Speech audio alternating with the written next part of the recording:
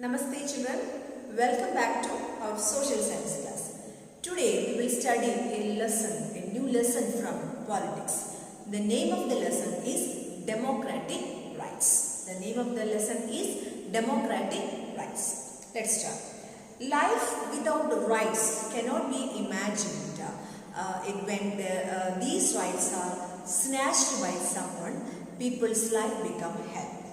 Okay, life without rights cannot be imagined. Okay, if when these rights are snatched by someone, people's life become hell. Okay, rights are the claims of a person over other fellow beings, over the society and the government.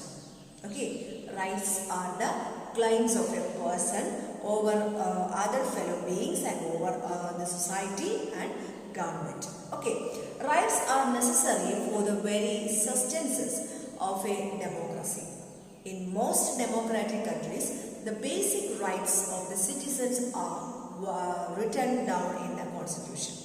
In most democratic countries, the basic rights of the citizens are written down in the constitution.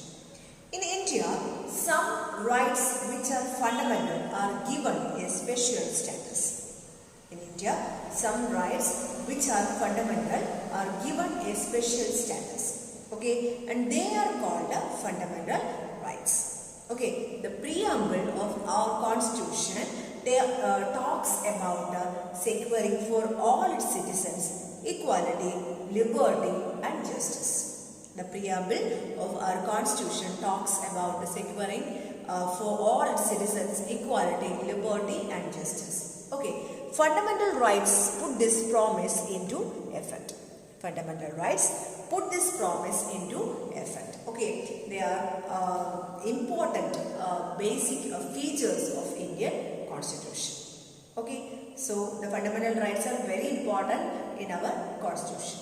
Okay, and our constitution provides for 6 fundamental rights. Mainly 6 are there. The first one, that is the right to equality. It is a fundamental right.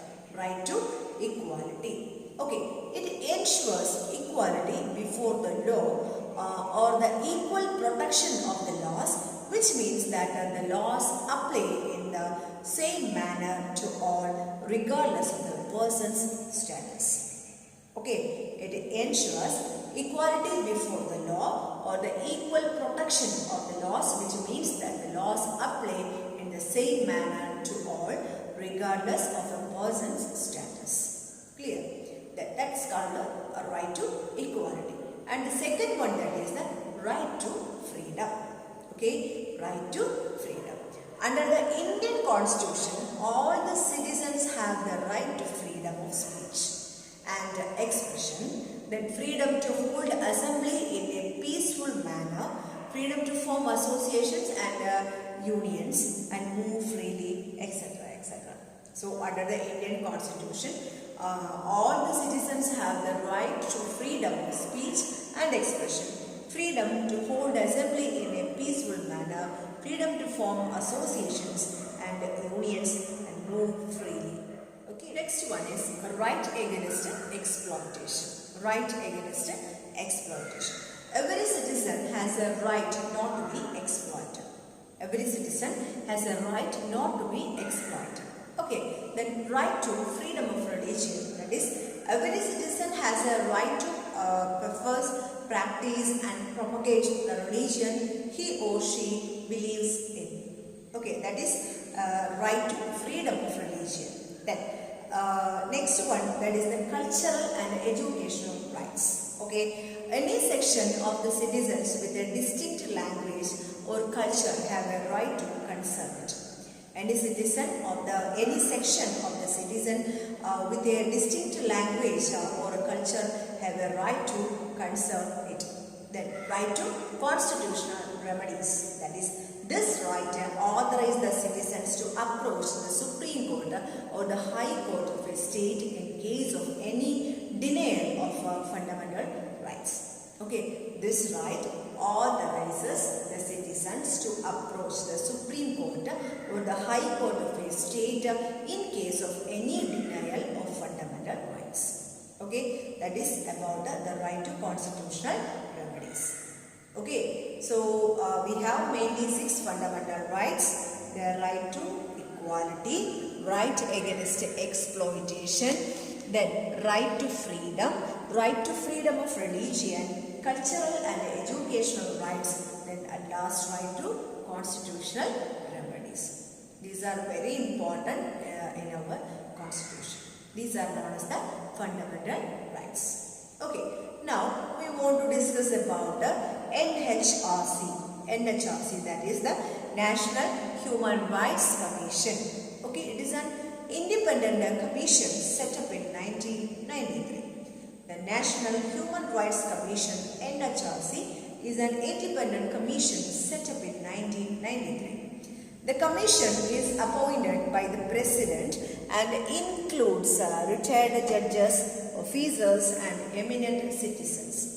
The commission is appointed by the president and includes retired judges, officers and eminent citizens. Okay, it focuses on helping the victims secure their human rights, which includes all the rights granted to the citizens by the Constitution. Okay, it focuses on helping the victims secure their human rights, which includes all the rights granted to the citizens by the Constitution. From time to time, the courts gave judgments to expand the scope of rights.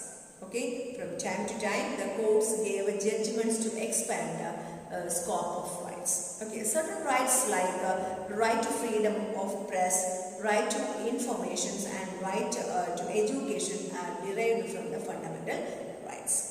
Now, school education has become a right for Indian citizen. Clear? Okay, so the National Human Rights Commission is an independent commission set up in 1993. The commission is appointed by the president and includes retired judges, officers and eminent citizens. It focuses on helping victims secure their human rights, then which includes all the rights granted to the citizens by the Constitution. Okay, from time to time, the courts gave judgments to expand the scope of rights. Okay, certain rights like right to freedom of press, right to information and right to education are derived from the fundamental rights. Okay, now school education has also become a right for Indian citizens. That's about NHRC, and definitely we will discuss more points about NHRC in the next video. Okay, sometimes the expansion takes place is what is called human rights. Okay, these are universal claims that may or may not have been recognized by law. But with the expansion of democracy all over the world, there is greater pressure on government to accept these claims. Sometimes the expansion takes place is what is called human rights, and these are universal claims that may or may not have been recognized by law. But with the expansion of democracy all over the world, there is a greater pressure on government to accept these claims. Okay, that's about the rights what we follow. Okay, so democratic rights and the fundamental rights, these are very important in our constitution. So definitely you have to read the textbook. More point will get from the textbook. Clear? Okay, you have to prepare the keynotes, and we will meet in the online session. Namaste. Have a nice day. Thank you.